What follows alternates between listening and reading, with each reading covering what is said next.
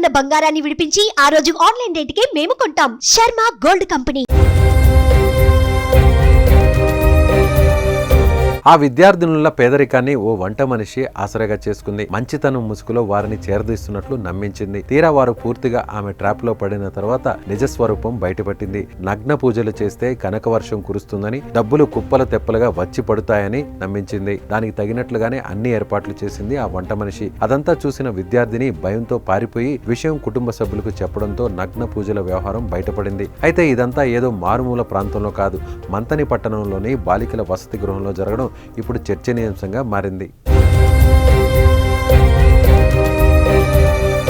పెద్దపల్లి జిల్లా మంతని పట్టణంలోని ప్రభుత్వ బాలికల వసతి గృహంలో పొరుగు జిల్లాకు చెందిన ఓ విద్యార్థిని తన సోదరితో కలిసి ఉంటుంది. బాలిక తల్లిదండ్రులు పేదవారు కావడంతో ప్రభుత్వ హాస్టల్లో ఉంటూ అక్క చెల్లెళ్ళు చదువుకుంటున్నారు. వారి పేదరికాన్ని ఆసరాగా చేసుకున్న హాస్టల్లో పనిచేసే ఓ వంట మనిషి దారుణానికి ఒడికట్టింది. ఈ ఇద్దరు బాలికలను చేరదీసినట్లుగా నటిస్తూ పెద్ద కుట్రకు ప్లాన్ చేసింది. వారిలో పెద్దమ్మాయికి మాయమాటలు చెప్పి నగ్న పూజలు చేస్తే కనకవర్షం కురుస్తుందని నమ్మించింది. ఈ డబ్బుతో మీ కుటుంబం అంతా సంతోషంగా ఉండవచ్చని నమ్మబలికింది. వంట మనిషి మాయమాటలు నమ్మిన బాలిక ఆమె చెప్పినట్లు చేయడానికి అంగీకరించింది. ఈ క్రమంలో వారం కిందట వంట మనిషి ఉండే గదికి ఓ వ్యక్తిని తీసుకువచ్చింది.